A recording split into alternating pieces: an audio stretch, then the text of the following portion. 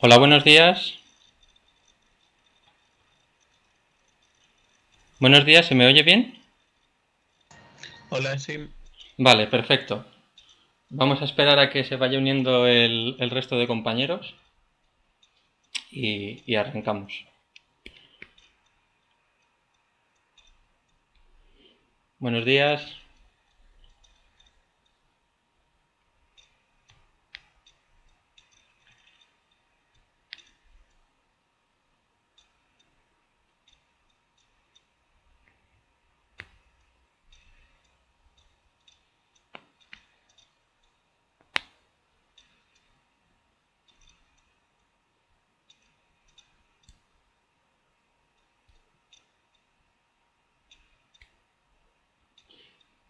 Queda más gente por... Creo que somos 20, ¿no?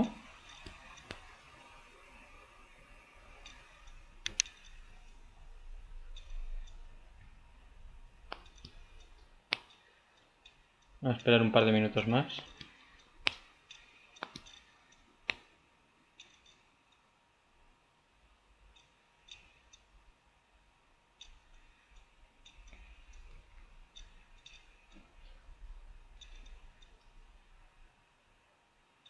Vale, pues vamos a ir empezando. Eh, Buenos días a todos. Bueno, hoy continuamos la segunda parte de lo que vamos a empezar ayer. Antes de nada, pues un par de anuncios. El primero es que ayer por problemas no se pudo subir el vídeo de la clase, entonces vamos a ver si a lo largo del día de hoy podemos ir subiendo el vídeo tanto de ayer como de la clase de hoy.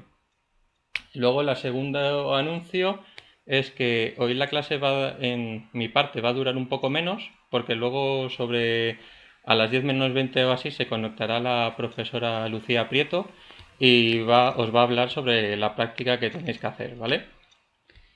Y yo creo que nada más así, ¿vale? Bueno, también recordaros que por favor, cualquier duda que tengáis, por favor, interrumpid y hacerlo por sonido, ¿vale? En vez de por el chat, que si no, no lo voy a verlo, ¿vale? Entonces, pues vamos a hacer un repaso de lo... Bueno, antes de nada, los que habéis tenido problemas de ayer con vuestros entornos, ¿lo habéis configurado bien? ¿Está todos os funciona el entorno?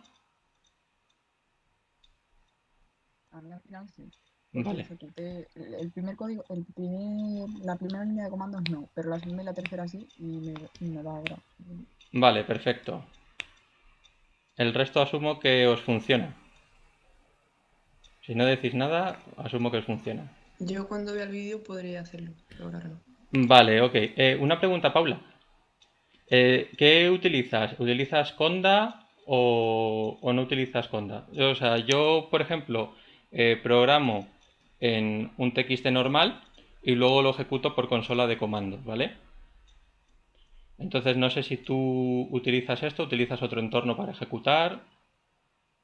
Tenía Spider, pero no sé, ya veré, según Vale, ok. lo intentaré. Necesitas instalarte el MySQL Connector, ¿vale?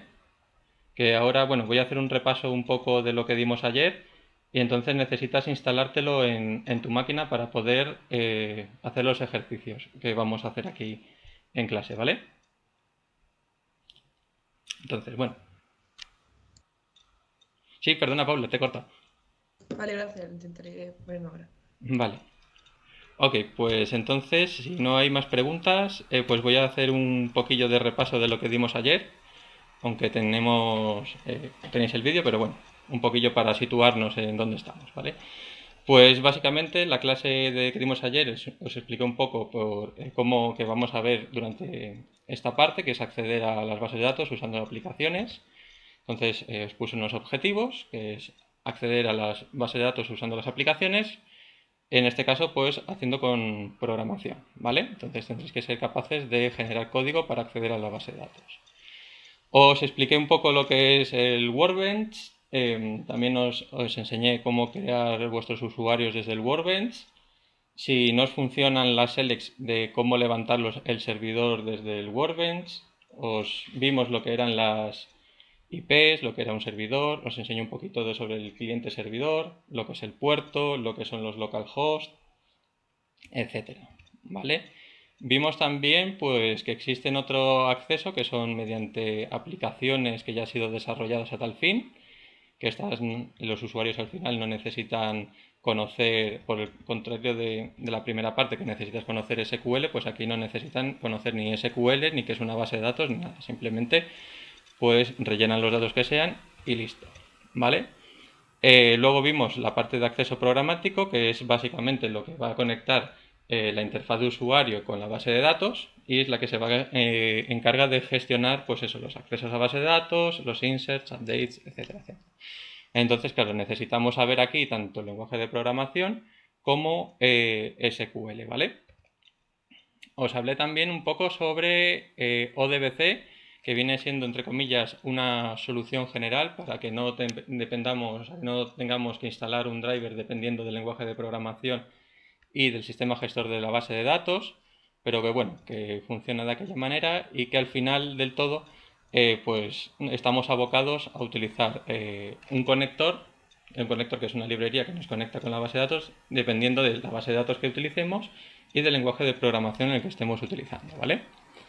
Vimos que había unos cuantos, pues para C tenemos, dependiendo de la base de datos de MySQL o de Oracle, para C++ está Sochi o SQL API++, para Java JDBC, para C con C orientado a objetos ADO.NET, para Perl DBI, para Python, MySQL Connector, que es el que vamos a utilizar, pero existen otros como MySQL o MySQL DB, ¿vale?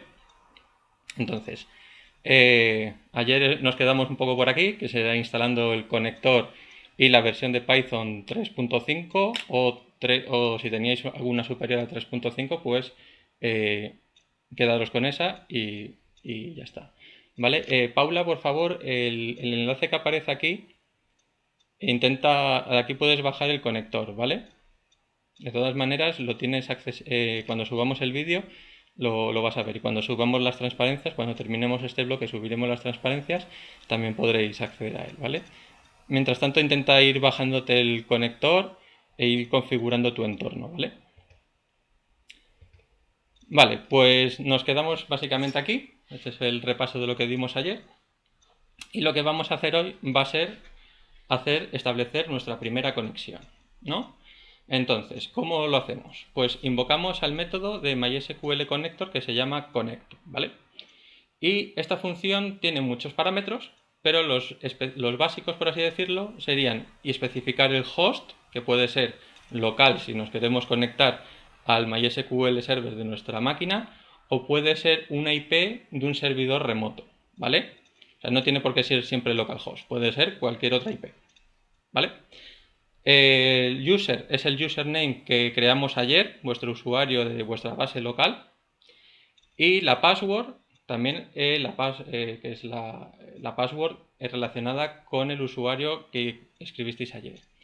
Y luego el DB, el último, que es la base de datos el esquema al cual nos queremos conectar, ¿vale?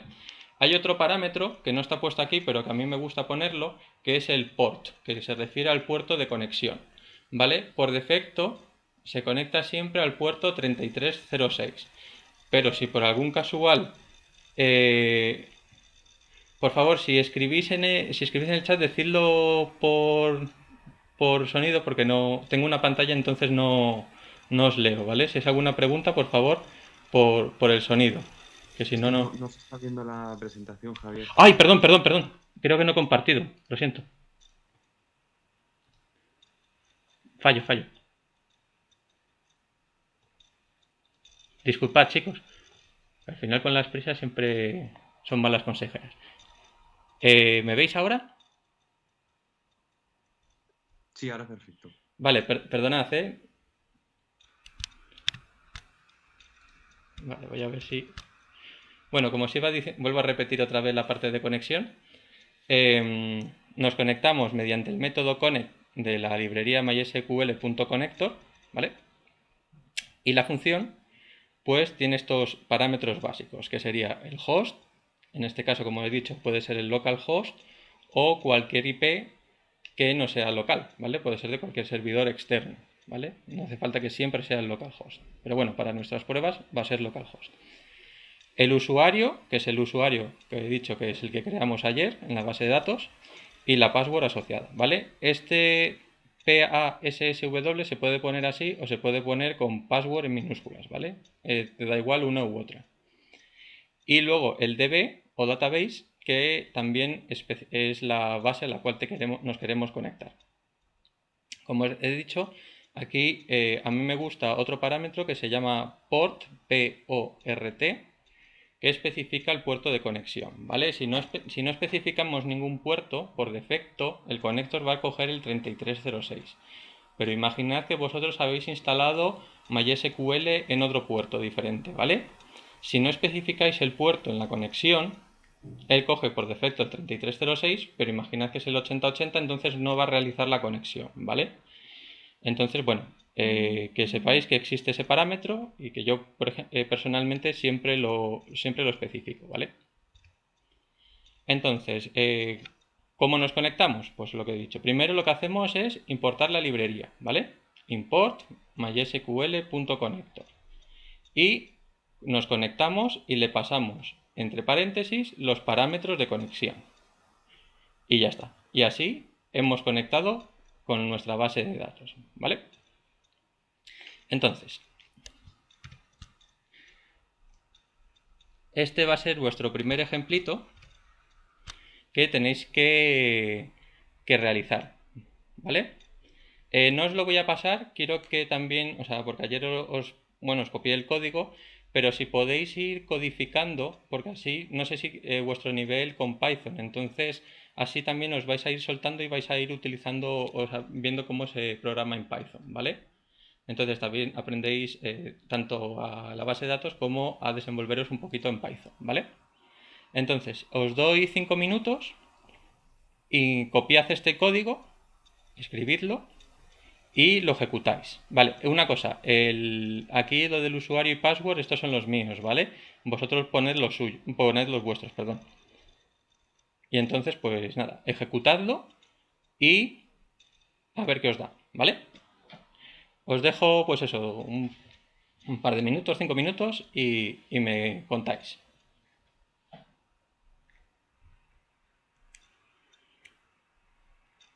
Vale, otra cosa que os quería recordar es que siempre,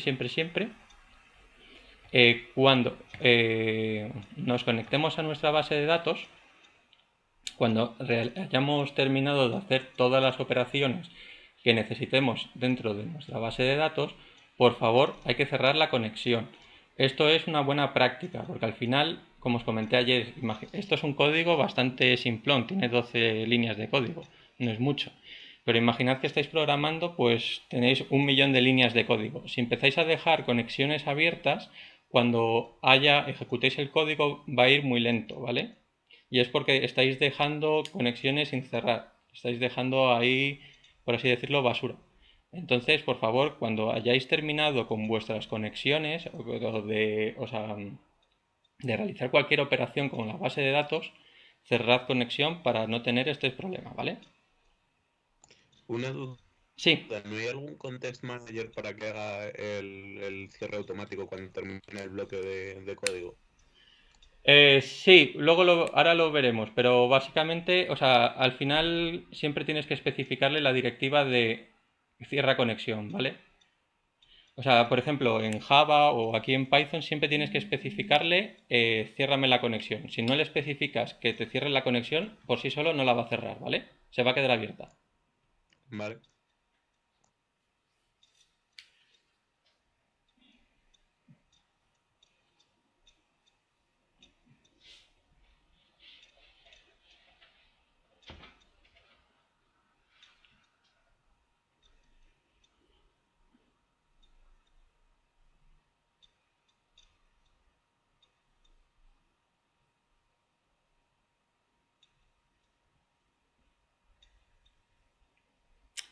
¿Habéis ejecutado ya?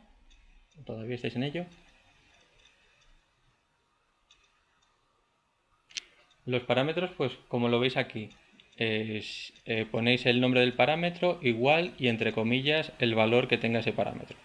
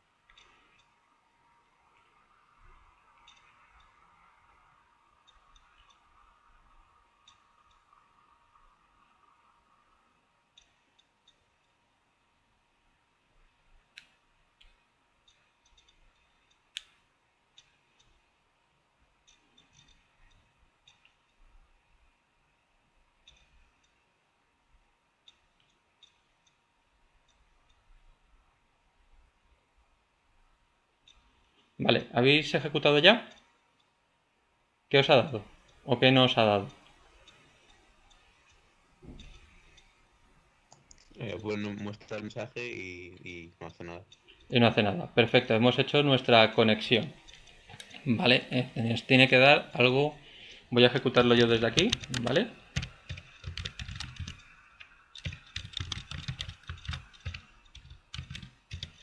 ¿Vale? Se queda aquí un poquito pensando porque está estableciendo la conexión y conexión exitosa. Muy bien. Vale, vais a hacer un cambio.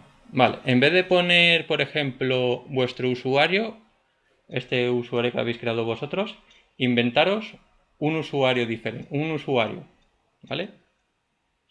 Y volved a ejecutar, a ver qué os da.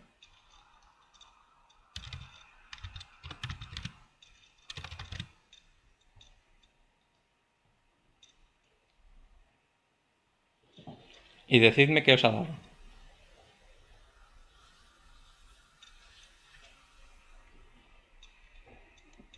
Da un error, ¿Por qué da un error?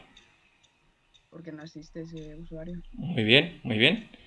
Nosotros, claro, los usuarios que te vas a conectar a las bases de datos son los que vimos ayer, ¿vale? Que si vais al server User Privilege, aquí aparecen los usuarios que tenéis creados. Si no os conectáis con un usuario que no está aquí creado, pues va a fallar. Por eso, más que nada por, eh, por seguridad, obviamente. Porque si se conectara cualquier usuario a esa base de datos, pues entonces pues menuda seguridad que tenemos, ¿no?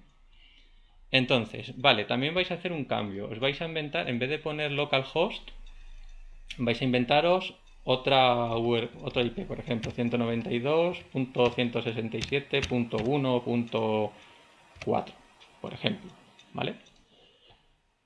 Y volved a conectar, a ver qué os da. Con vuestro usuario correcto y contra vuestra password correcta, ¿vale?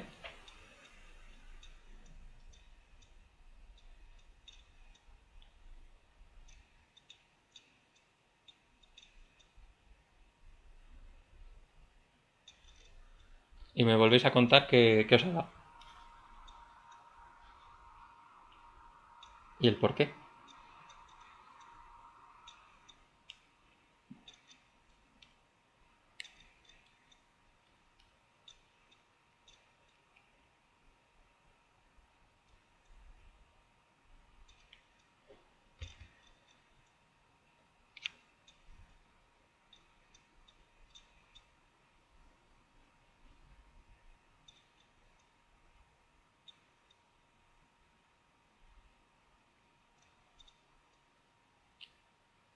¿Qué os ha dado, chicos? Yo en mi caso se queda muerto el gen de la IP. Lo que pasa es que no sé si la IP es siquiera de formato correcto, así que a lo mejor está intentando encontrar algo que ni siquiera puede decir que es mentira. Eso es, él intenta, bueno, si esta IP no existiera, imaginad que tenemos la suerte que existe y nos hemos conectado a ella, pero bueno, en casos normal no existiría. Entonces se quedaría pensando y daría un error porque esa IP, ¿ves? me da un error porque no existe, no podemos conectarnos a esa IP, ¿vale? Esa IP no existe, no tenemos, o si existiera, no tenemos permisos de acceso y entonces se va a quejar, ¿vale? Pues esto, siempre que metáis algún parámetro de conexión que no sea el correcto, igual que el puerto, si ponéis otro puerto que sea diferente del que estéis utilizando, pues tal vez va a dar un error de conexión, ¿vale? Entonces, si le metéis un parámetro que esté mal, cuando os vayáis a conectar, el sistema se va a quejar, ¿vale? Porque va a haber un error y, y entonces no nos va a dejar conectar, ¿vale? Otra forma de conectaros, en vez de meterle aquí todos estos parámetros, ¿vale? Es la siguiente, ¿vale? Bueno, hay otros, bueno, os he dicho, hay muchos más parámetros que puedes utilizar. Ahora os enseño unos pocos, pero bueno, es una lista bastante enorme de parámetros que se pueden utilizar para la conexión, ¿vale? Pero los básicos esos son los que os he comentado. Host, usuario, password, el puerto y la base de datos de conexión, ¿vale? Vale, otra manera de conectarlos, en vez de ponerle toda la ristra de parámetros dentro del connect, es utilizar un diccionario, ¿vale? Un diccionario en Python es una estructura de datos, pues igual que un diccionario, tú le metes como una clave, que es, si tú ves un diccionario normal, tú cuando buscas por una palabra y te da su definición, ¿no? Pues un diccionario sigue en Python sigue más o menos la misma filosofía. Tienes la palabra que vas a buscar es lo que se llama clave, ¿vale? Y son, en este caso, user, password, host, database y este reason warnings, ¿vale? Y la definición de la palabra es lo que se llama value, ¿vale? Que sería aquí para el valor de la clave user, sería Scott, para password Tiger, para host este y para employees, vale, todo esto, ¿no? Entonces, ¿qué vamos a hacer? Vais a crear un diccionario de configuración y lo vais a pasar al connect con esta operación de asterisco, asterisco y el nombre de vuestro diccionario. ¿Por qué? O sea, porque es recomendable mejor hacer esta configuración que utilizar, pasarle la lista de parámetros a la conexión. ¿Por qué? Porque imaginad que estáis, pues eso, 1 millón de líneas de código, ¿vale?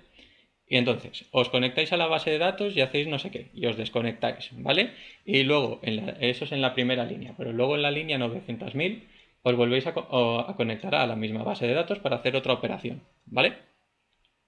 Si estáis poniendo todos los parámetros, posiblemente os vayáis a confundir, ¿vale? Entonces, luego para depurarlo es bastante lioso. Entonces, de esta manera, siempre utilizáis la misma configuración, os aseguráis de que siempre usáis la misma configuración en todos los connects que va a haber. Y si queréis cambiar la configuración porque queréis cambiar de usuario o cambiar el host o lo que sea, en vez de tener que tocar en 300 conexiones, por así decirlo, solo cambiaríais vuestro diccionario de configuración y ya está, ¿vale? Entonces es mucho más limpio hacer esta conexión que hacer la conexión anterior, ¿vale? Podéis hacerlo igualmente, pero bueno, ya os digo porque si os conectáis 300 veces a la base de datos y cambiáis un parámetro, tenéis que cambiar 300 veces ese parámetro. Y aquí si lo tenéis en un diccionario, solo lo cambiáis una vez y listo. Vale, pues os dejo aquí la transparencia. Cread vuestro propio diccionario de configuración y llamáis al connect y os volvéis a conectar. A ver, y me contáis otra vez. A ver qué pasa. Si os ha dejado conectaros bien o si habéis tenido algún error.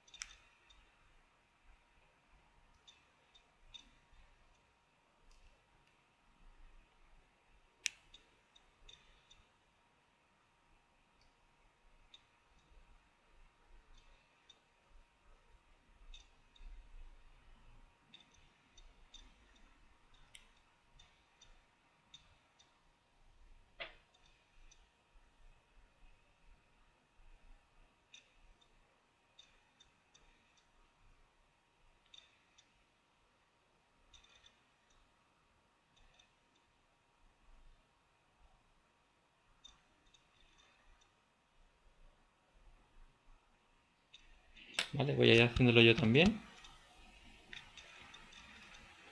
¿Vale? Voy a poner aquí mi diccionario de configuración. Tened en cuenta que cuando especifiquéis tanto la clave como el valor tenéis que ponerlo entre comillas, ¿vale?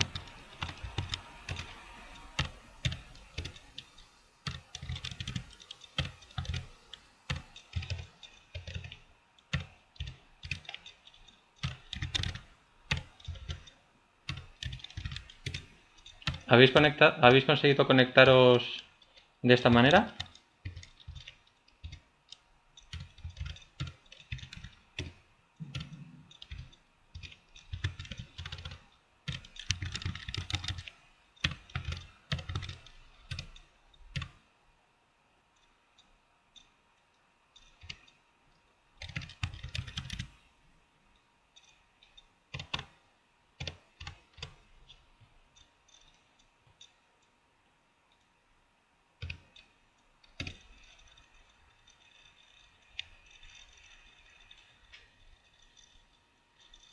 ¿Os ha dejado, chicos? Sí. Vale, perfecto. Pues ya conocéis otra manera de conectaros. Un poco más elegante que la primera, ¿vale? Como hemos visto en los ejemplos de fracaso, pues dan unos errores un poco extraños, ¿no? Entonces, bueno, cuando eres un poco programador estás acostumbrado a ver este tipo de fallos, ¿no? Pero para un usuario final esto es horrible. Pensará que habrá roto por todos lados, que el ordenador ya no funciona, etcétera, etcétera. Entonces, os voy a enseñar. Bueno, primero, antes de eso, deciros que esta conexión, el CNX de aquí, es un objeto de MySQL Connection y que será usado para gestionar pues, las conexiones y para hacer cualquier operación contra la base de datos, ¿vale? También existe otra opción de conexión que es el from mysql.connector import y entre paréntesis connection y realizamos esta conexión, pero aún así la preferida es lo que os he contado antes, ¿vale? Entonces, como os he dicho, es en la parte que hemos puesto malos parámetros y que han salido todos esos comentarios. Si no estás habituado a ver ese tipo de errores, pues vas a pensar que tu ordenador ha roto por todos lados y te tienes que comprar uno nuevo, ¿no? Nada más lejos de la realidad. Simplemente son errores, códigos de error que nos va a dar pues MySQL. Entonces tenemos que gestionar lo que son los errores, ¿vale? Entonces, para ello vamos a vamos a importar de esta manera el error code, ¿vale? Y vamos a tener tres bloques, ¿vale? Que es el bloque try. Ahora os pongo el código, ¿vale? Pero simplemente para que lo veáis un poco. El bloque try, que es lo que es, intento ejecutar esta parte de aquí. Si va todo bien, va por este bloque else del final, que lo que hace es cerrar la conexión. Y se acabó. Y ya no necesitas preocuparte más. Si diera algún error de conexión, ¿vale? Lo que va es por el bloque este que pone except, ¿vale? Esto lo que hace es capturar, lo que se llama capturar el error, ¿vale? Y entonces aquí vamos chequeando diferentes errores. El primer error es que si es por acceso denegado. Entonces le ponemos al usuario un mensaje que decimos que el usuario y la contraseña pues está mal escrito y que lo revise. Si no es de este tipo, que es de un tipo que le hemos dado una base de datos incorrecta, pues lo capturamos con esto, que es bad database error, y también al usuario le ponemos el mensaje que esa base de datos no existe. Y bueno, hay un montón de errores en la documentación que está aquí disponible, pues hay un montón de errores, pero bueno, para los ejemplos ponemos un else y pintamos el error que te da directamente en inglés el MySQL, ¿vale? Como he dicho, aquí hay tanto de la parte del cliente, que es lo que tenemos nosotros ejecutando, como de la parte del servidor, que es a donde nos conectamos, pues pueden dar diferentes errores que podéis verlo en estos enlaces, ¿vale? Entonces, vamos a practicar un poquito esto del try y el catch, ¿vale? Vale, esto es el código. Deciros una cosa, ¿vale? Bueno, no sé cómo de expertos sois en Python, pero bueno. Python, normalmente lo que viene siendo lo que se ejecuta dentro de un bloque tiene que estar identado, lo que es este hueco, espacio de aquí, ¿vale? Pueden ser por que le metáis espacios o porque le metáis tabuladores, ¿vale? Si está en la misma línea, por así decirlo, ves que este import y este from están aquí dentro, todos en la misma alineados, es que son consecutivos, es decir, que no es dentro de un bloque. Si tú, por ejemplo, en vez de aquí, imaginad que pongo un if bla bla, o sea que sea i, defino aquí una variable que es i que es igual a 0, ¿vale? Y pongo if i es 0, entonces, si lo pongo así, por ejemplo, quiere decir que lo que hay dentro del cuerpo del if no hay nada, ¿vale? Si lo pongo de esta manera con un tabulador, quiere decir que dentro del cuerpo del if ahí está el i es igual a i más 1, ¿vale? Entonces, tened cuidado cuando estéis escribiendo código, en el caso del if o en este caso del try, except, etc., porque si no alineáis bien, no hacéis bien las indentaciones, podéis poner código que en realidad no queréis poner, ¿vale? Entonces también mucho ojo con eso, ¿vale? En otros lenguajes de programación pues utilizan otro estilo. Por ejemplo, Java utiliza llaves. Todo lo que esté dentro de las llaves pertenece al cuerpo de ejecución, ¿vale? Entonces eso, tened cuidado porque aquí en Python es muy fácil equivocarse porque como va identado, te puedes equivocar con una indentación y entonces pues la has liado, básicamente, ¿vale? Entonces, copiad este código de aquí, ¿vale? Y vamos a ejecutarlo y vamos a poner, por ejemplo, un usuario incorrecto o una password incorrecta, el localhost, database, de hecho aquí podemos poner también lo del puerto, ¿vale? Entonces, pues eso, tened en cuenta lo que os he dicho, ¿vale? Pues id copiando el código.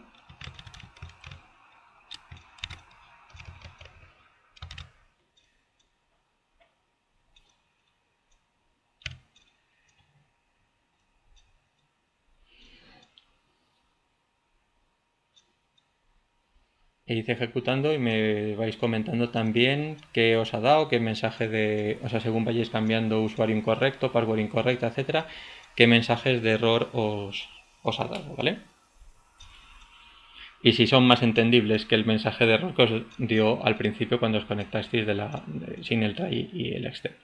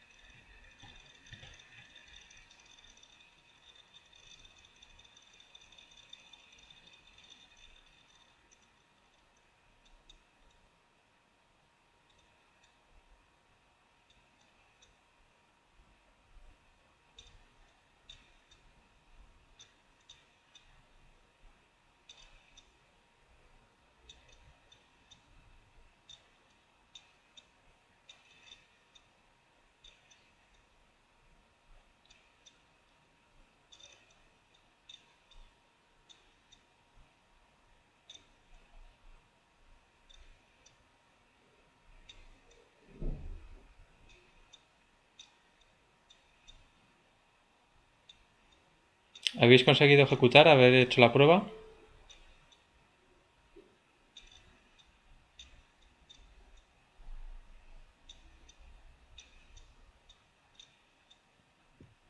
Sí, sí.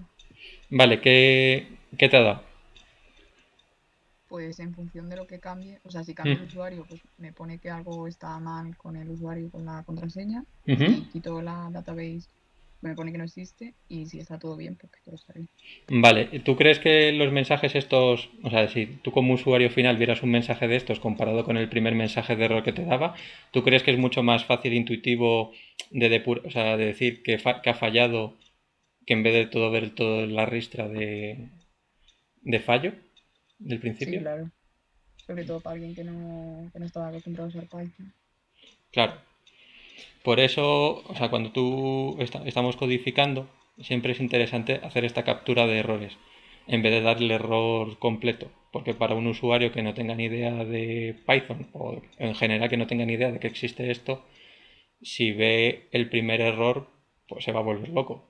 Mientras que ve un error así, dice, ah, vale, pues llamo al servicio técnico o lo que sea y le digo que me pasa esto, ¿vale? Es mucho más intuitivo, perdón, y es más fácil de saber dónde está el error, ¿vale? Entonces, siempre que podáis, en vuestros códigos, intentar capturar estos errores y poner mensajes informativos, ¿vale? Una Entonces, pregunta. sí, dime. ¿Por qué el print conexión estricta site db close no lo has puesto dentro del try? ¿Cuál? ¿Este de aquí? Sí. Vale, es lo que os decía. A ver, al final, cuando tú estás haciendo el try except, ¿vale? Este else del final lo que significa que es, pase lo que pase, ya sea que vaya por el try o vaya por el step, siempre voy a cerrar conexión, ¿vale? O sea, siempre se va a ejecutar esta cláusula else independientemente si vamos por el try o vamos el step, ¿vale? Si nosotros quitáramos este else, ¿vale?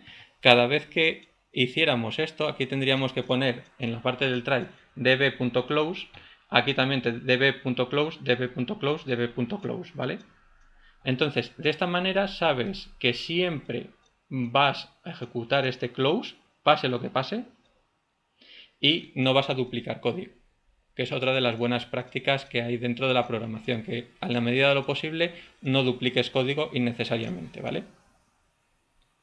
Una Vale, pero cosa, mi pregunta iba ¿eso más está bien por el en print everything ok. Que si te pone Ah, everything ok cuando te da vale, un vale. error, pues... No. Ah, bueno, sí, claro. Cierto, vale. Sí, correcto. Pues el print al final, pues eso. Lo podemos poner aquí y ya está, ¿vale? Perdón. Pero bueno, también que tengáis en cuenta eso. Que el else de aquí del final significa eso. Que pase lo que pase en el try o pase lo que pase en el except, siempre se ejecutará esto, ¿vale? Pero eso no es el finally, porque el else yo creo recordar que era lo que pasaba cuando no detectaba ningún error con except. Sí, no, siempre lo ejecuta siempre. En Java está el try catch finally, ¿vale?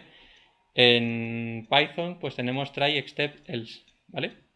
Es dependiendo del lenguaje de programación, cada uno utiliza sus propias directivas, ¿vale?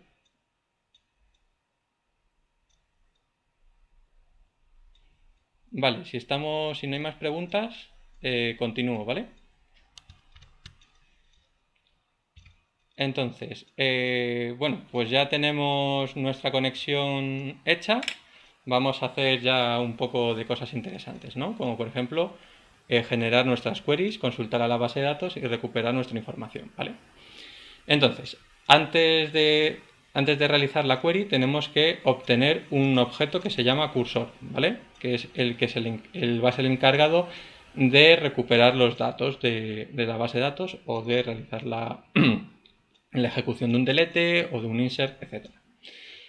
Puede tener también chorrón de parámetros, pero por defecto nosotros vamos a utilizar siempre el paréntesis, es decir, sin parámetros, ¿vale? Entonces, ¿qué pinta tiene el cursor? El cursor es esto, ¿no? Abrimos conexión con nuestros parámetros y ponemos aquí cursor igual a conexión.cursor. Tan fácil y sencillo como eso, ¿vale? Entonces, bueno, ahora dentro de nuestro código lo modificaremos para crear el cursor y una vez que tenemos el cursor ya podemos lanzar nuestras queries, ¿vale? Entonces, dos opciones. La primera, que es pasarle al cursor. Bueno, el cursor va a tener una función que se llama execute que va a recibir la query que tú quieres ejecutar, ¿vale? Tienes dos formas de pasarle la query, o bien pasarle la query directamente, o bien crear una variable intermedia y pasarle esta variable intermedia al execute, ¿vale? Personalmente prefiero la segunda, ¿vale? Porque, por ejemplo, si tenéis que modificar la select o la queréis reutilizar en varios execute diferentes, siempre es más fácil coger esta variable intermedia y pegarla en el otro execute que estar escribiendo otra vez toda la select completa, ¿vale?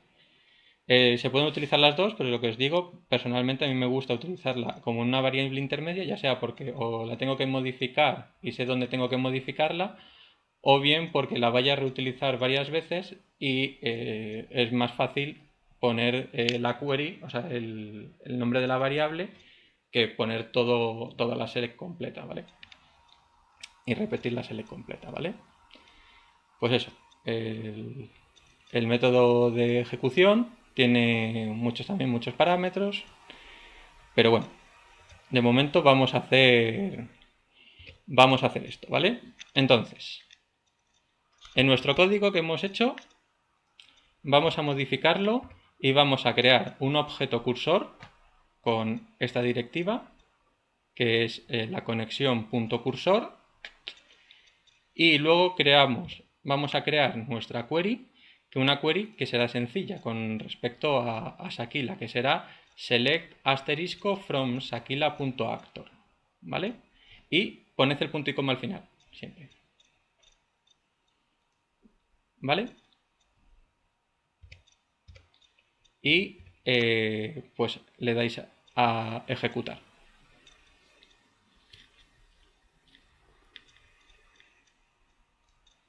Vale, voy a ir cambiando aquí el código. Voy a ir haciéndolo también.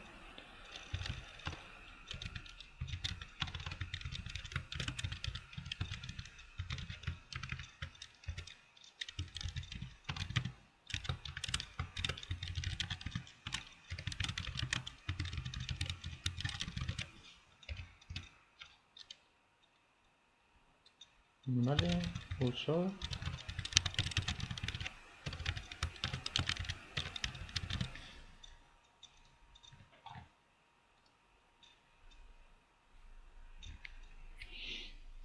Vale, ¿habéis ejecutado?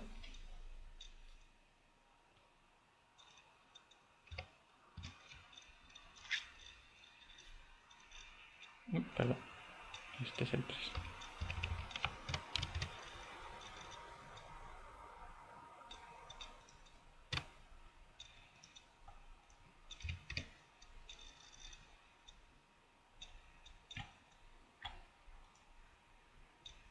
¿Habéis ejecutado ya la query?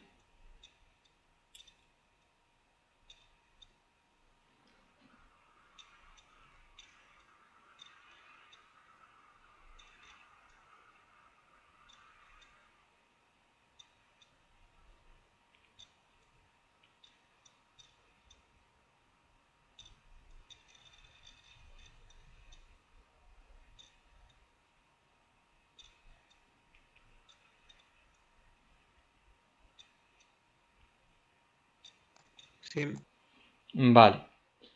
Os ha ejecutado como antes, ha quedado en negro y no ha pasado nada, ¿no? Vamos a hacer una... Sí, perdón, que te he cortado. sí, sí que. Vale, vamos a hacer una cosa. Vais a modificar esta select y os vais a quitar lo de Sakila, ¿vale? Vais a quitar el Sakila punto y dejáis solo actor y volvéis a ejecutar.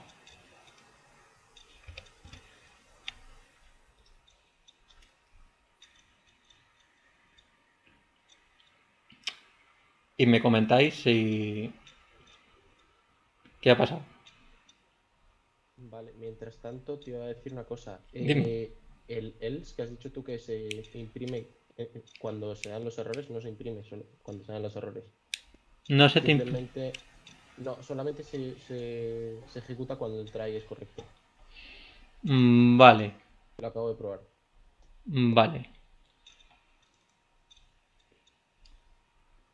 Bueno, sí, cierto. Tienes razón, porque al final aquí no se ha abierto no se ha llegado a abrir conexión. Perdona, sí, porque cuando has dado el error no llegas a abrir la conexión del todo. Entonces no se... Tienes razón, cierto.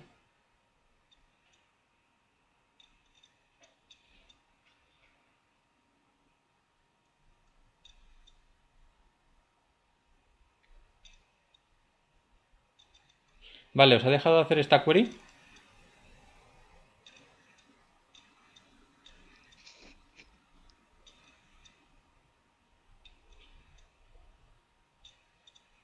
¿Os ha dejado hacer el select asterisco from actor? Me sale en negro igual Sí, que lo a hace veces. Juan. Ya ¿Y queda. por qué creéis que lo ha hecho?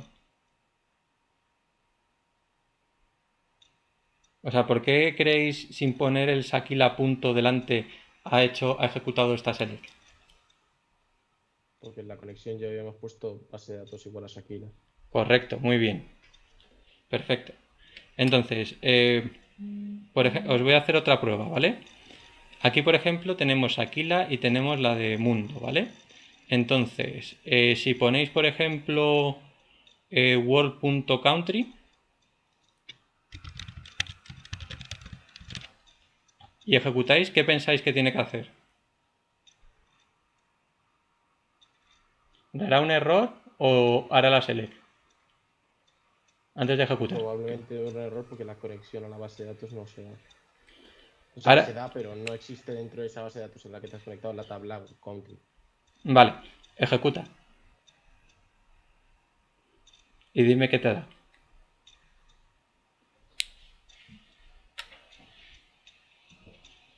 Pues sí, mira, se ha conectado. ¿Y por qué crees que puede ser?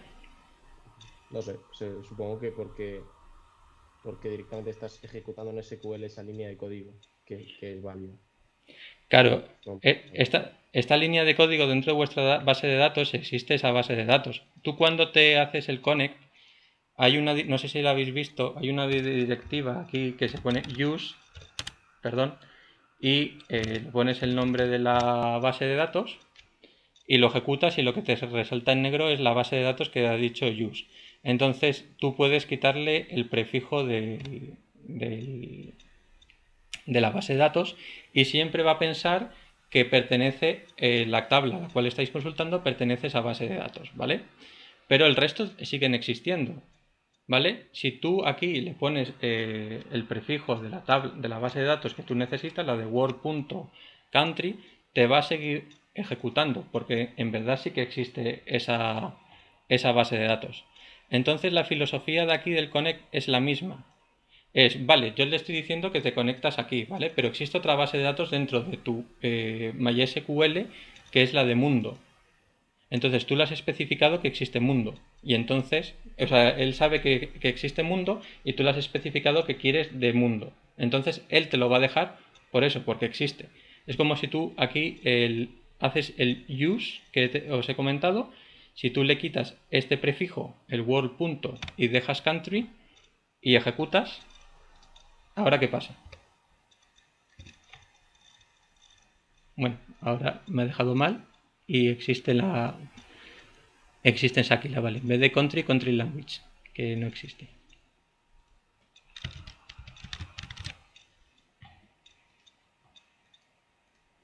Si tú ¿vale? Lo que te está dando es que, perdón, en country sí que existe en Sakila, pero country language no existe. Entonces lo que te está diciendo es, vale, tú me has dicho que uses Aquila, ¿vale?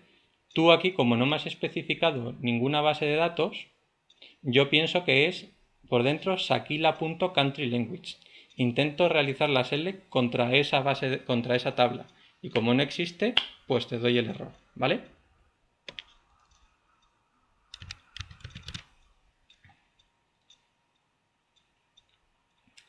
Entonces, que sepáis que cómo funciona aquí lo de la select.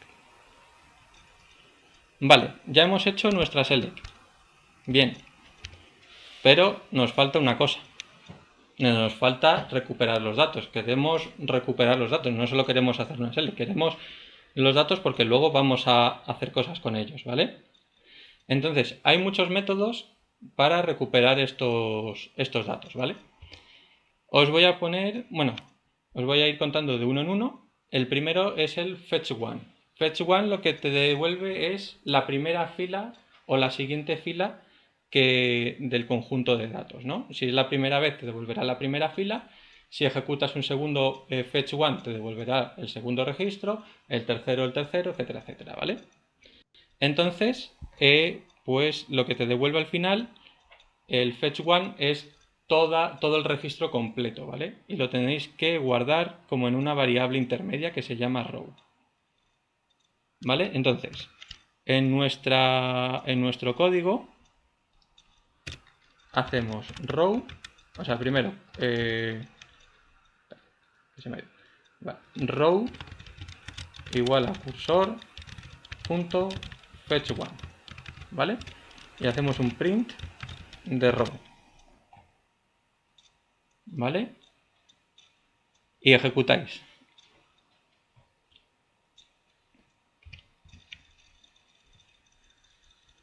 Y os tiene que dar algo parecido, ¿no?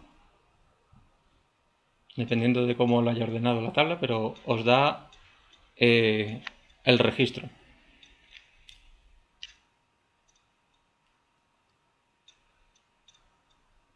¿Sí, chicos?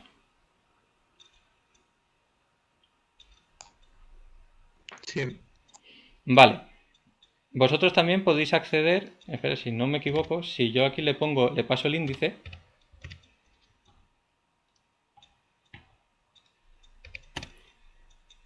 ¿vale? Si tú le pasas un índice, él te devuelve del registro que te ha devuelto lo que hay en la posición 1. En programación, una cosa, siempre empieza por 0, ¿no? La posición 0 sería lo que aquí es el identificador, la posición 1 sería el nombre, la posición 2 el apellido y la posición 3 es la fecha, ¿vale? Para que sepáis cómo va. Vale, pues entonces, hemos recuperado nuestro primer registro. Bueno, quiero recuperar también el segundo registro, ¿vale? Porque el primero no quiero y quiero recuperar el segundo registro.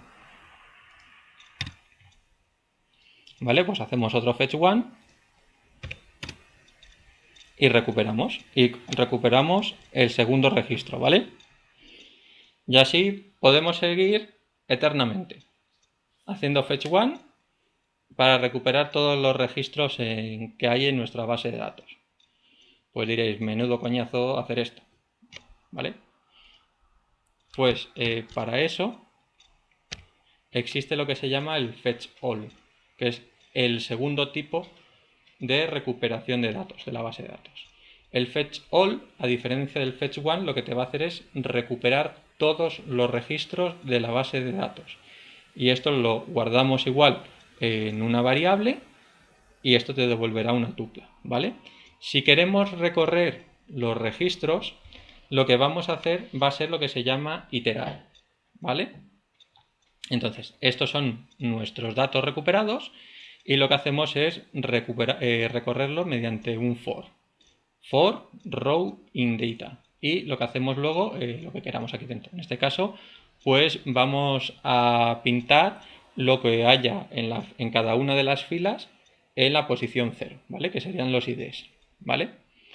El equivalente a esto sería hacer siempre hacer un fetch one, hacer este while sobre la fila mientras que haya algo, pintas la fila, vuelves a hacer un fetch one, etcétera, etcétera. Pero, bueno, si podéis evitar esto y hacerlo todo con un fetch all, pues mucho mejor, ¿vale? Porque al final es mejor hacerlo así que hacer fetch one y while, fetch one y while, ¿vale? No es bonito. Entonces, vamos a hacer un fetch all, ¿vale? Entonces, vamos a quitar estos fetch one y los vamos a sustituir por fetch all, ¿vale? e iteramos sobre las filas.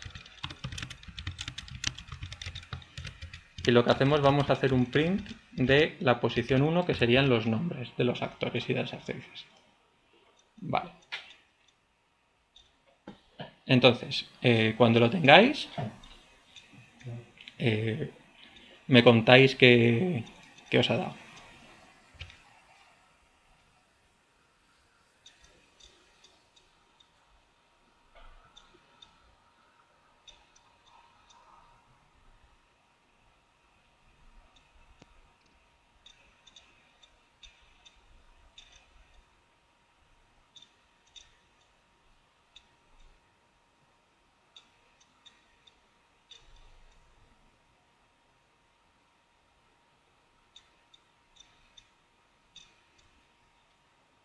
Vale, yo también lo voy ejecutando.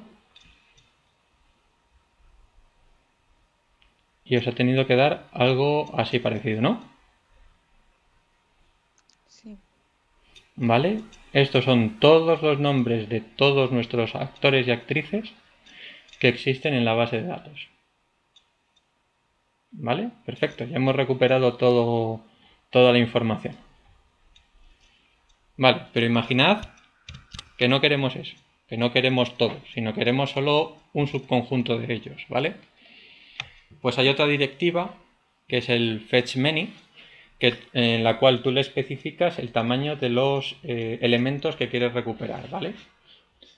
Pero igual nos pasamos de listos y decimos que, imagina, en este caso tenemos 200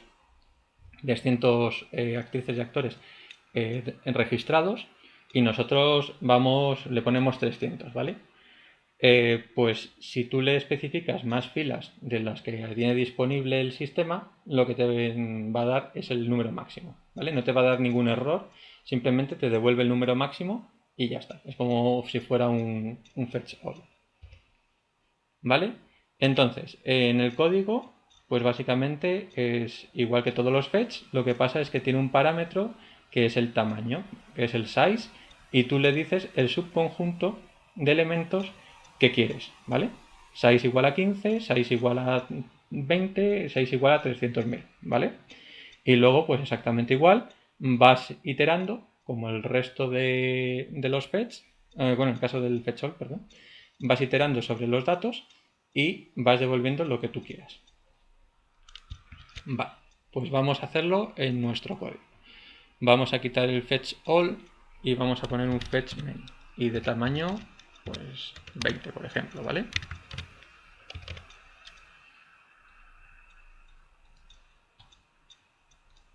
Y volvemos a ejecutar.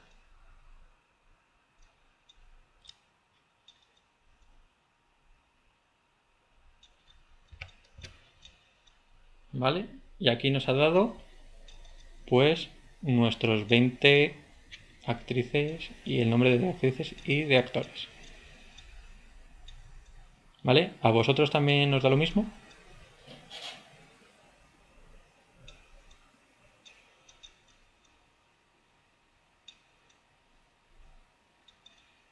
Vale, y luego otra prueba que en vez de ponerle el 20 le voy a poner 300, que es mayor que los 200 usuarios registrados en nuestra base de datos.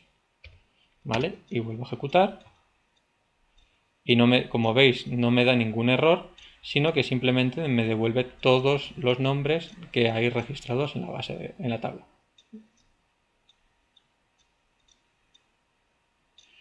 ¿Vale? ¿Habéis podido hacer el fetch many también?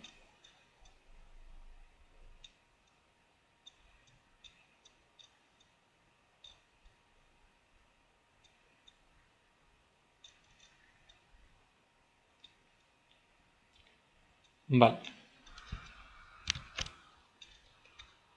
Continúo y la última manera de hacer el query es sin utilizar los fetch. Una cosa, los fetch, no sé si los han contado, los podéis ver como la cláusula limit de SQL, ¿vale? Por así decirlo. Es decir, que si tú aquí pones limit 1, se comportará como un fetch 1, por así decirlo, aunque cada vez que ejecute siempre te devolverá el mismo. o sea, entre comillas se comporta como un fetch one, es porque siempre te devuelve el mismo. Aquí 15 pues te diría como un fetch many, y si no pones nada y si pones el asterisco pues sería como un fetch all, ¿vale? De aquella... Te digo lo del fetch one, si pones el limit 1 siempre te va a devolver la misma. Si tendrías que decirle que no te devolviera otra vez que ya te ha devuelto. En el caso del fetch one, siempre cuando pones fetch one te devuelve el siguiente, el siguiente, el siguiente, el siguiente, hasta terminar, ¿vale? Entonces, una manera de hacer también las queries es sin utilizar los fetch. Simplemente le ponemos la query a pelo, ejecutamos la query e iteramos por el cursor, ¿vale? Y sacamos los nombres, los parámetros que necesitemos, ¿vale?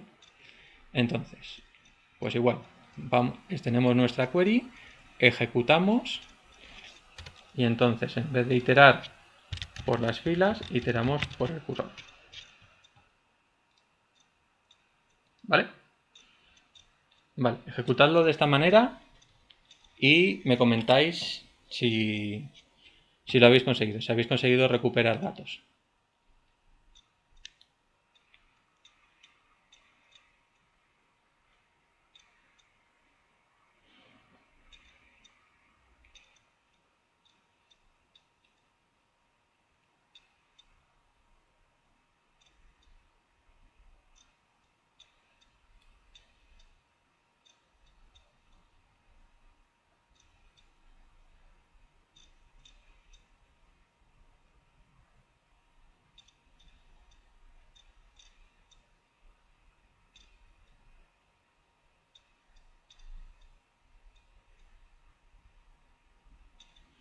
¿Lo habéis conseguido, chicos?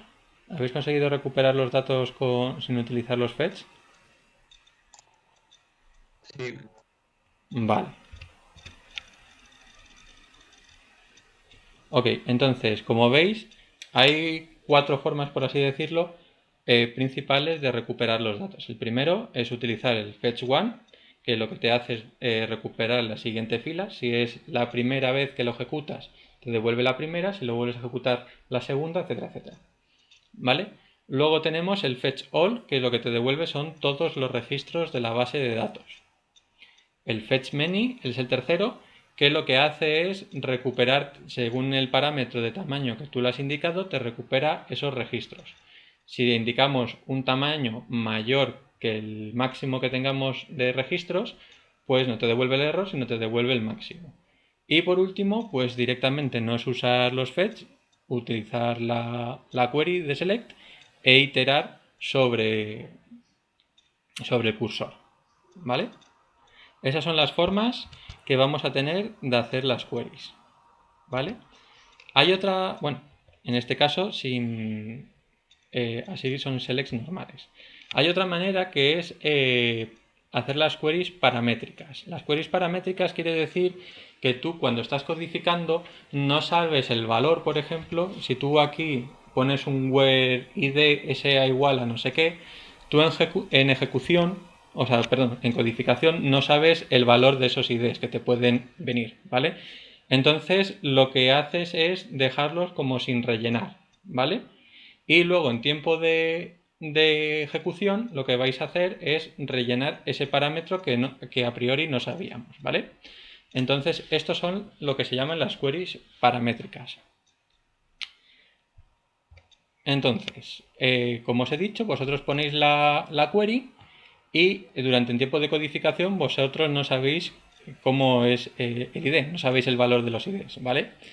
Este valor puede ser cualquier cosa.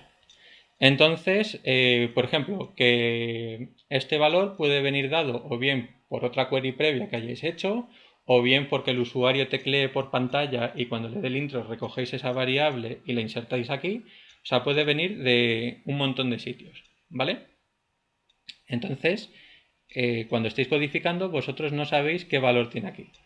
Entonces, si ponemos... entonces, la forma de parametrizarlo, pues aquí sería select asterisco from actors, where actor id es igual a este porcentaje s, que es una forma de formatear las strings, y le pasas el id, ¿vale? donde el ID es la variable que tú has recogido y la que quieres saber para iterar dentro de esta select, ¿vale? El problema que tiene esto es un problema bastante gordo, que es lo que se llama el problema de SQL injection, ¿vale? Él lo que te está diciendo es que todo lo que haya a partir de aquí lo quiere como un string, ¿vale? Entonces, ¿de qué va esto del SQL injection? El SQL injection, imaginad que vosotros tenéis un select asterisco from users donde queréis que el usuario os pase su ID y su password, que lo hace aquí. Aquí lo hace correcto, perfecto, lo ejecuta si no hay ningún problema.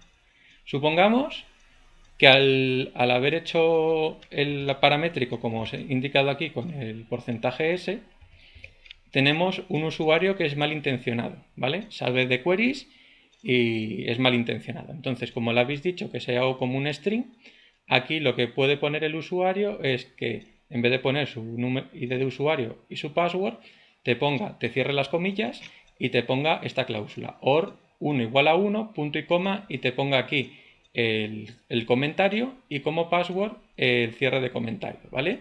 Entonces, ¿qué ha pasado aquí? Que entre comillas, nos han hackeado la query. Entonces lo que va a hacer es un select asterisco de usuarios donde el usuario es vacío o bien 1 es igual a 1. Es decir, que te va a dar todos los usuarios. Entonces, este es un problema bastante gordo de seguridad, el injection, ¿vale? Tenéis que intentar evitarlo. Entonces, para evitarlo, lo que hacemos es que en vez de pasarle aquí, como antes, entre paréntesis, el ID que necesitamos, le pasas los parámetros en ejecución, cuando haces el execute, ¿vale?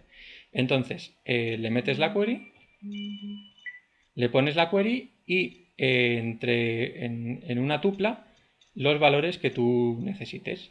En este caso, ID, coma, si necesitas más valores, pues van también entrecomillados. Por ejemplo, el nombre y el apellido. Pues ponéis cursor.execute, la query y entre paréntesis el nombre, coma, apellido y coma, ¿vale? Siempre va con comas. Recordad, aunque sea el último parámetro dentro de aquí, siempre tiene que llevar una coma, ¿vale? ¿Me escucháis? Hola, Javi. ¿Lucía? Buenas, ¿qué tal? Hola, ¿qué tal? Te dejo que termines si necesitas acabar. Bueno, íbamos a hacer el ejemplo, pero lo podemos dejar si queréis para la semana que viene. Como prefieras, como tú quieras. Vale, pues se lo dejo para la semana que viene, porque creo que tienen bastante que asimilar todavía y entonces pues eso, vamos a... ¿Me escucháis bien? ¿A mí? Yo es que me oyo con eco, me escucho con eco. Qué raro porque el micrófono... chicos, ¿vosotros me escucháis bien? Sí. Vale. Vale, pues entonces pues vamos a la parte que estoy dando, os la voy a parar aquí, ¿vale? Y va a continuar Lucía que os va a contar la parte de la práctica. Entonces, pues nada, chicos, que paséis buen fin de semana y pasadlo bien. Lucía, todo tuyo. Tengo que solicitarte el control, ¿no? Para compartir mi pantalla. Vale, sí. ¿Lo tienes? ¿Puedes compartir? No, todavía no me... Me dice que solo los organizadores y los moderadores pueden compartir. A ver, vale, si yo no comparto pantalla.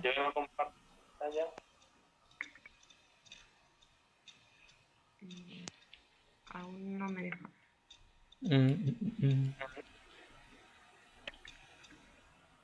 Es que no me sales para compartir. A ver, espera, voy a abandonar y entrar, ¿vale? Vale, ok.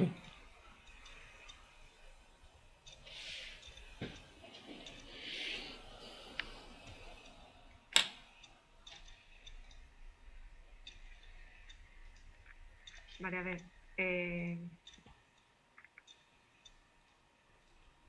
No, ahora no me deja solicitarte el compartir. ¿No me puedes hacer moderadora? No sé cómo va eso. Pues encima de mostrar participantes, ¿no?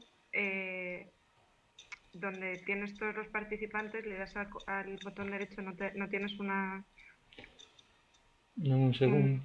puntitos para... Déjame un segundo a ver si te encuentro.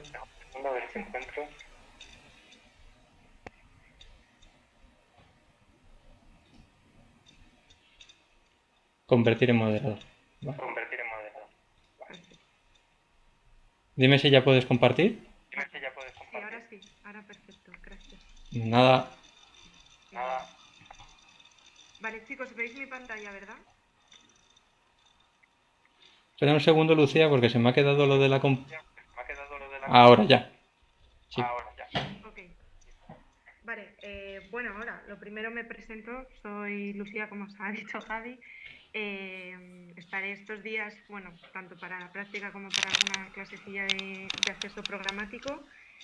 Me podéis escribir tanto al correo este que tengo aquí en el Teams como como al mismo, pero sin la parte de alumnos, ¿vale? Lo que necesitéis.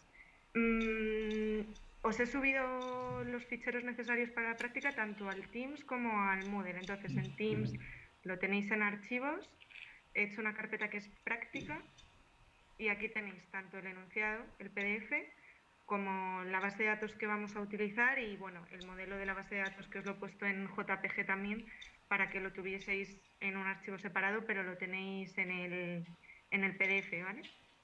Entonces, bueno, en Moodle también está el enunciado de la práctica y la base de datos. Descargadlo, por favor, de donde queráis, del Teams o del Moodle y abrid el enunciado, ¿vale? Yo lo tengo aquí puesto.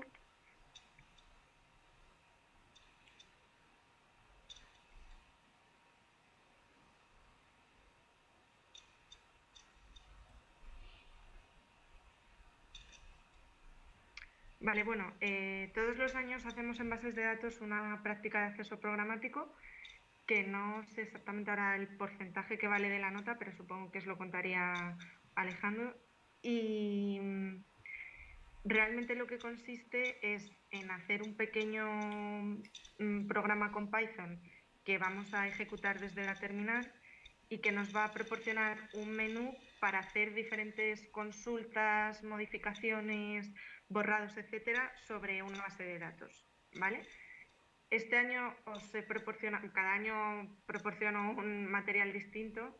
Este año es una base de datos que tiene relación con información estructurada de fármacos asociados a enfermedades, ¿vale? Y nada, como veis está el dump de la base de datos, tanto de la estructura como de los datos, en ese punto SQL que tenéis. Vamos a empezar a verla poquito a poco y me vais parando si tenéis alguna duda. De todas maneras, ya os digo, hemos programado que sea la entrega el día 20 de diciembre, pero podemos ir aplazándolo si vemos que vamos un poco justos, ¿vale? Lo que yo os diría es que durante esta semana no os pongáis a hacer la parte de lo que es programar con Python, pero si podéis que vayáis pensando las consultas y todas las sentencias SQL que van a ir dentro de cada apartado.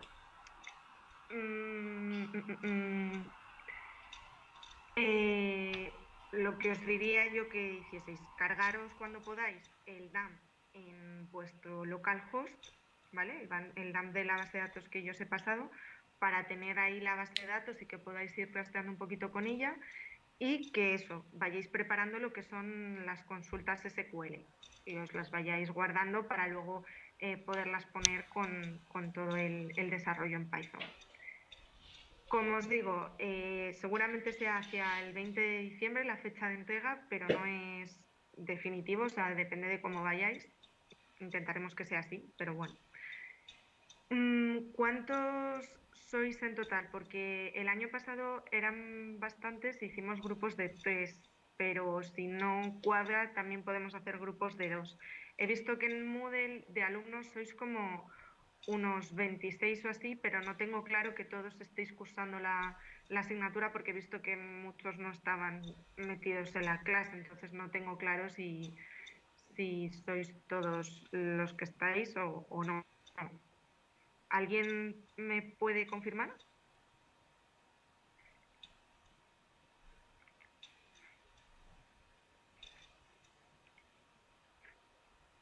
¿No? ¿No sabéis? Creo que no tenemos mono, nos vemos, pues en cada asignatura siempre hay nosotros que vais, pues uno queda otro año, que hay asignatura pero otra no, pero sí suele ser en torno a 19, una cosa así. Exactamente, no te sabría decir la verdad.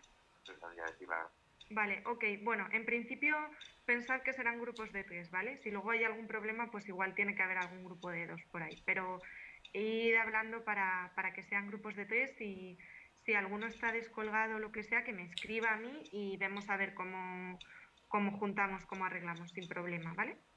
Entonces, bueno, vamos a ir viendo bueno, y gracias, Diego, por contestarme. Vamos a ir viendo la práctica, ¿vale? Bueno, aquí os he proporcionado en la introducción una descripción un poco así más detallada de lo que contiene cada tabla. Os la vais leyendo vosotros, ¿vale? Como os digo, esta base de datos lo que modela es una base de datos con información de fármacos, ¿vale? De fármacos asociados a enfermedades. Se engloba dentro de un proyecto que llevamos en el laboratorio que se llama DISNET, en el cual pues tenemos datos acerca de enfermedades, ya no solo a nivel de los fármacos, sino también biológicos, fenotípicos, etcétera. Pero en este caso solo os damos la capa de los fármacos. El esquema que vais a utilizar se llama DISNET/Drugs Layer y, como os digo, tenéis la estructura y los datos en el DAMP ese que hay tanto en Teams como en Moodle. El modelo, que tanto os lo he proporcionado con el JPG que tenéis, como aquí también va dentro, muestra todas las tablas y los diferentes colores es un poco organizativo para que nos hagamos una idea. La tabla principal en esta base de datos es la tabla DAG, ¿vale? Que tiene información asociada a los fármacos. Luego, además, tenemos otras dos tablas que tienen información sobre los fármacos, que son los códigos ATC y los nombres sinónimos para esos fármacos. Hay una tabla que es Source, que nos indica la fuente de diferentes entidades. Hay algunas tablas que están relacionadas con Source y algunas que no. En general, me parece que no he planteado ninguna pregunta que utilice esta tabla Source, ¿vale? O sea, que es como que la podríamos descartar, pero bueno. Luego tenemos 3 entidades asociadas a los fármacos, que son las enfermedades, los efectos fenotípicos y las dianas terapéuticas de los fármacos. Entonces, en verde veis las entidades en sí y en amarillo las tablas de relación con esos fármacos, ¿vale? O sea, con las enfermedades drug disease, con los efectos fenotípicos drug phenotype y con las dianas drug target. Estas tablas en rojo que penden de la tabla disease, de la tabla enfermedad, no las vamos a utilizar. Tienen información sobre distintos vocabularios y terminologías para tener más códigos referentes tanto a las enfermedades como a otras entidades, pero no las vamos a utilizar, ¿vale? O sea que de estas os podéis olvidar más o menos. Las que sí que vamos a necesitar para la práctica son la de los fármacos, la de los códigos ATC y los sinónimos, y estas entidades asociadas a los fármacos, que son las enfermedades, los efectos fenotípicos y las dianas terapéuticas, los targets, ¿vale? Otra cosa que quería comentaros es que en los efectos fenotípicos tenemos dos posibilidades: que guardemos las indicaciones que se asocian a los fármacos, o sea, para qué síntoma, sinónimo síntoma de efecto fenotípico, para qué efecto fenotípico estoy utilizando un fármaco, que como ese síntoma está siendo tratado por el fármaco. Entonces hablamos de efecto fenotípico de tipo indicación, ¿vale? O por otra parte, tenemos efectos fenotípicos que pueden ser efectos secundarios de los fármacos, lo que conocemos como side effects. Entonces, en el tipo de efecto fenotípico vamos a tener tanto las indicaciones como los side effects, ¿vale? Bueno, en las tablas de asociación, de relación, tenéis en casi todas, bueno, en algunas de ellas, en esta y en esta, medidas de la evidencia que se tiene de esa interacción, ¿vale? En esta se llama el Infer Score, Direct Evidence muestra otras cosas que no vamos a entrar en ellas y, y en esta tenemos directamente un score de asociación, ¿vale? Para que lo sepáis luego cuando estéis haciendo la práctica. Entonces, vamos a ir a lo que es la práctica en sí.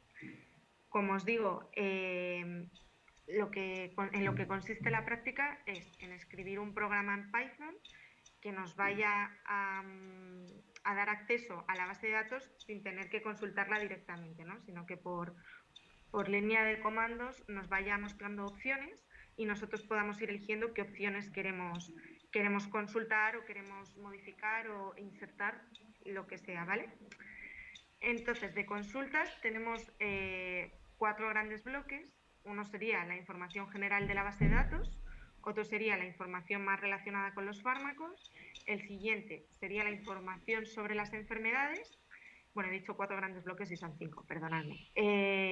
Luego la información sobre los efectos fenotípicos y la información de los targets. De cada uno de ellos vamos a tener subapartaditos. El primero es muy fácil. Preguntaremos sobre el número total que hay de fármacos, de enfermedades, de efectos fenotípicos y de dianas terapéuticas, de targets, ¿vale? Y luego solamente habrá que mostrar las 10 primeras instancias de cada una de las entidades. Tenéis todas las especificaciones realmente escritas en el PDF, o sea que no creo que tampoco haya muchas dudas, pero si las tenéis, apuntadlas y lo vemos el próximo día sin ningún problema, ¿vale? El jueves me parece que tenemos la próxima clase, sí. No, el jueves, bueno, luego os confirmo, pero el jueves, no sé si el jueves voy a venir yo o va a venir Luis, o al final cómo vamos a hacer, luego os confirmo. Pero para la semana que viene, porfa, intentad echarle un ojo e intentad pensar un poquito en las consultas que haríais para cada uno de los apartados. Luego, por ejemplo, en el apartado 2 ya tenemos que, dado el identificador de Chembel de un fármaco, que se debe pedir por teclado, es decir, que nosotros vamos a poner la opción para que el usuario introduzca ese identificador, ¿vale? Ya le proporcionamos después la información que mostramos aquí, ¿vale? Pero primero el usuario tiene que decidir de qué fármaco va a consultar la información. Esto es así en muchos de los apartados, ¿vale? Que primero tenemos que pedirle exactamente de qué fila quiere consultar el usuario la información y luego ya nosotros se la proporcionamos. Bueno, los sinónimos de un fármaco dado. Está todo súper detalladito porque os pongo exactamente qué columna de qué tabla tenéis que ir a preguntar, ¿vale? Entonces va a ser, yo creo que no debería haber ningún problema. Los códigos ATCs de un fármaco que ha seleccionado el usuario. Luego, de las enfermedades. Los fármacos asociados a una enfermedad concreta. Tener en cuenta que yo os digo exactamente qué es lo que va a pedir el usuario. El nombre de una enfermedad. Aquí, por ejemplo, no está introduciendo el ID, sino el nombre, para que lo tengáis en cuenta, ¿vale? Luego, el fármaco y la enfermedad que tienen el mayor score de asociación. Aquí, como veis, no está pidiendo nada al usuario. Directamente muestra lo que tiene que mostrar. Luego, sobre los efectos fenotípicos. Muy sencillito. Por una parte, las indicaciones de un fármaco dado, que como os digo, eso lo podemos obtener del tipo de efecto fenotípico, diciéndole que sea una indicación, ¿vale? La tabla de... Vuelvo un momento al modelo. Un segundo. Aquí. En la tabla de la asociación entre el fármaco y el efecto fenotípico, el tipo de efecto fenotípico, ¿vale? Os recuerdo que podía ser de tipo indicación o de tipo efecto secundario. Pues bueno, que lo tengáis en cuenta porque, por ejemplo, aquí la consulta A es en concreto para el efecto fenotípico de tipo indicación, pero en la consulta B será para el tipo de efecto fenotípico efectos secundarios, side effect. Está detallado, ¿eh? Y luego sobre las dianas, pues el usuario tiene que introducir un tipo de diana y que le mostremos todas los nombres de las dianas asociadas a ese tipo de target. Y finalmente la última, no tenemos que pedirle nada al usuario, sino que vamos a mostrar los distintos organismos, cuál es el organismo, perdón, que tiene un mayor número de dianas asociadas, ¿vale? Para eso, bueno, pista, y quizás hay que hacer una agrupación. No sé sí, creo que sí que lo habéis visto ya en SQL con Alejandro. Os digo, las consultas son totalmente independientes unas de otras, entonces si os atascáis en una, dejadla, irá por la siguiente, lo vemos el próximo día, sin problema. Creo que no hay ninguna que sea muy difícil. Me parece que he puesto una solo de que hay que hacer una subconsulta, que creo que no la habéis visto todavía, que lo va a comentar Alejandro, pero va a ser muy sencilla, ¿vale? Si veis que alguna os atascáis, igual es que justo esa es la que tiene la subconsulta. Así que no os preocupéis, la dejáis y ya lo veremos más adelante. Entonces, ¿qué hora tenemos? Vale. Luego, de borrados, inserciones y modificaciones, pues la 6 va a ser de hacer un borrado, la 7 de hacer una inserción y la 8 de hacer una modificación. Muy fácil. Los borrados, si tenemos asociaciones, fármacos, enfermedad, y hay algunas asociaciones que tienen un score de asociación súper bajo, pues vamos a mostrar esas asociaciones, las 10 primeras, por orden. Pone score ascendente, pero eso es una errata, es descendente. No, sí, ascendente, justo, sí, perdón. Lo que pasa, sí, ascendiente. ¿Ascendiente o ascendente? Bueno, da igual. La cosa, sí, las primeras asociaciones que tengan menor score, ¿vale? Que tengamos una evidencia más baja de esa asociación, las mostramos para que el usuario pueda decidir cuál de ellas quiere borrar. Fácil. Luego, en cuanto a inserciones, pues queremos introducir una nueva enfermedad con su identificador y su nombre y ver, asociarlo a un fármaco que ya tenemos previamente en la base de datos. Yo os he puesto aquí uno que podáis practicar de ejemplo para cuando lo estéis programando, que es, por ejemplo, la COVID-19 con su identificador, que sería este, su nombre, que sería este de aquí, asociarlo a la dexametasona, que la tenemos ya en la base de datos, pues introducir tanto la enfermedad que no está dentro como el fármaco. ¿Ok? Fácil. Pero bueno, que podría ser cualquier otro que vosotros queráis, es simplemente porque tengáis un caso verídico que podáis insertar. Y luego, en cuanto a las modificaciones, volvemos al concepto de score de asociación. En los fármacos con los fenotipos, en concreto los efectos secundarios, hay algunas asociaciones que tienen un score muy bajo. Lo que vamos a hacer es que el usuario introduzca un valor numérico y todos los scores que estén por debajo de ese valor los pongamos a 0, ¿vale? Otra vez, esto solo para los efectos secundarios, es decir, los efectos fenotípicos de tipo side effect, no las indicaciones. Aquí las indicaciones no las vamos a tocar. Bueno, algunas consideraciones generales que tenéis que tener en cuenta para la práctica es, pues debe ser un menú de 9 opciones, ¿vale? Pone que cuando se entra en cualquiera de la 1 a la 5 sería de la 1 a la 8 realmente, ¿vale? De todas las consultas y modificaciones. Eso es una errata. Debe mostrar un segundo submenú con las subopciones que hay. Bueno, en el caso de modificaciones y tal no hay subopciones, ¿vale? Pero en el caso de las consultas en todas tenéis subopciones. Entonces, tenéis que tener en todos los submenús la opción de poder volver atrás a un nivel de jerarquía un poco mayor, y la opción 9 será la opción de salir, ¿vale? De que el menú salga. Por eso es un menú de 9 opciones. La 1 a la 8 son las distintas operaciones que vamos a pedirle a la base de datos y la 9 es la de salir.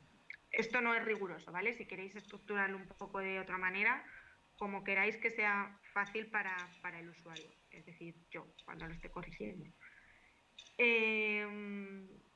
Bueno, se valorará que minimicéis el número de consultas a la base de datos. Si una consulta se puede hacer en una sola y no tenemos que andar pidiéndole a la base de datos cosas, mejor. No tiene sentido que nos traigamos todos los IDs de una cosa y luego nos traigamos todos los IDs de otras y luego ya los crucemos, ¿vale? Por poneros un ejemplo, si se puede hacer con un join, con una consulta en la que igualemos los identificadores en el web, pues mejor ser un poco razonables con eso. Vale, luego también será preferible que podáis realizar ciertas comprobaciones o que implementéis ciertos mecanismos que eviten realizar consultas innecesarias, ¿no? Por ejemplo, si el usuario está introduciendo un ID y yo lo consulto a pelo sin ver primero si existe ese ID en la base de datos o no, pues peor, ¿vale? Mejor tener esa función que nos haga de comprobación antes para ver si existe que directamente consultarlo.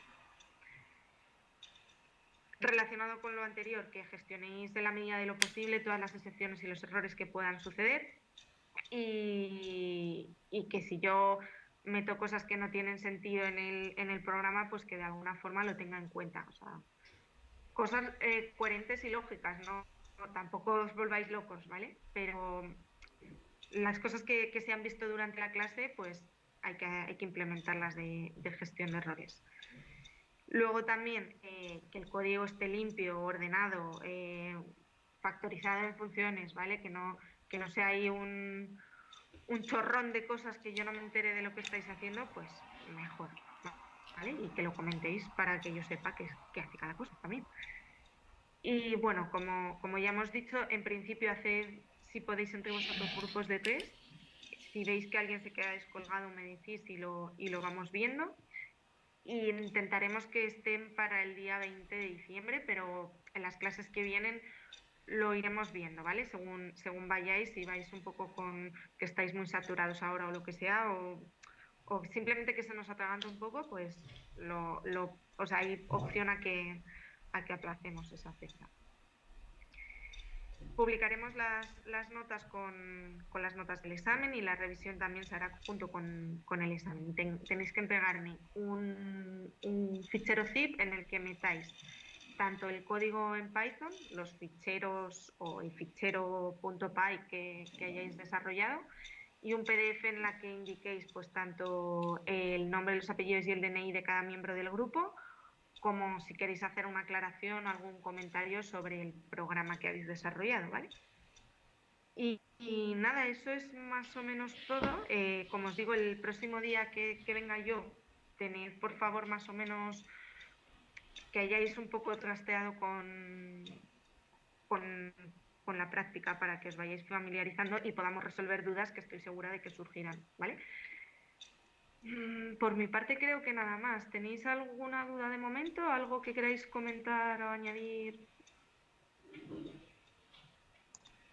Sí, se puede hacer voluntario, o sea, se puede hacer individualmente voluntario desde el principio. No, en la práctica es obligatoria. No, digo hacerlo individual de forma voluntaria sin jugado ni nada de eso. Sí, si alguien quiere hacerlo de forma individual, adelante. Lo que pasa que, bueno, creo que es una práctica que en grupo igual se hace mejor porque sobre todo en las consultas y todo, pues 3 cabezas piensan más que una y podéis ayudaros, pero sí, creo que no habría problema. Déjame de todas maneras consultarlo con Alejandro, pero yo creo que sin problema. Vale, gracias. Nada, ¿alguna otra cuestión? Si tenéis algún problema a la hora de cargar la base de datos, que no debería porque no es demasiado grande, la del año pasado, las di el año pasado, sí que era un poquito tocha y tardaba un poquito en insertarse todo, ¿vale? Pero este año es un pelín más pequeñita, yo creo que no debería haber problema. Aún así, lo que os digo, si estáis tratando de cargar los datos o lo que sea, bueno, los datos y la estructura, y no podéis, me escribís sin problema, ¿vale? Y lo vemos. Ya sabéis, en el Workbench, donde pone Data Import, le dais, seleccionáis el fichero que yo os he seleccionado, seleccionáis Data and Structure, porque tiene las dos cosas en el mismo fichero, y así lo vais a cargar. Tenéis que decirle que lo meta en una nueva base de datos, que será thisnet/TwaxLayer, y no debería haber problemas. ¿Vale? Pero lo que os digo, si alguna duda, algún problema, me comentáis y lo resolvemos. ¿Pueden ser grupos de 2 o de 4? De 2 creo que sí, de 4 me parece mucho, dado el número de alumnos que sois. Pero siempre será preferible que sean de 3. Si todos los grupos de 3 ya están completos y hay 2 personas que se quedan descolgadas, entonces sí será un grupo de 2. ¿Vale? Pero intentad, si podéis, que sean de 3.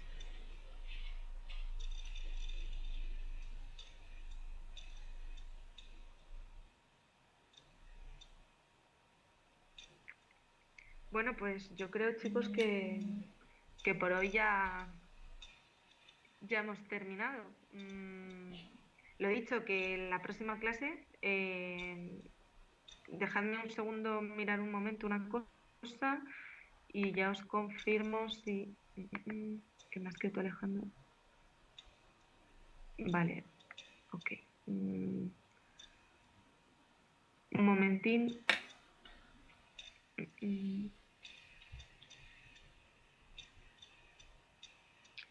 Vale, os confirmo que el día 26, es decir, el jueves, viene Luis.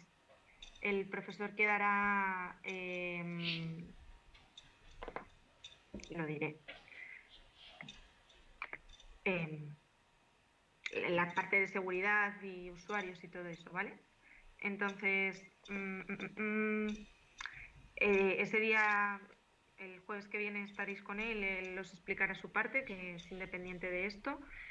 Y luego el viernes ya tenemos acceso programático. Bueno, luego hablamos, Javi, a ver cómo nos coordinamos, pero seguramente lo de yo y podemos resolver cositas de la práctica que tengáis. Así que si podéis ir echándole un ojo durante esta semana, si no estáis muy liados, no sé cómo tenéis la carga de trabajo este año repartida, pero sí, eso, sí, podéis echarle un ojo sobre todas las consultas, que además realmente no tendríais que tener problema porque ya habéis visto toda la parte de consultas, o sea que excepto las subconsultas lo vamos hablando la semana que viene. Bueno, pues ya está. Sí, hasta aquí, Javi, ¿algo más que añadir? Que creo que no. No, Podemos dejarlo. podemos dejarlo por ahí. Vale, chicos, pues nada, buen fin de y buena semana. Hasta luego. Buen fin de semana. Igualmente.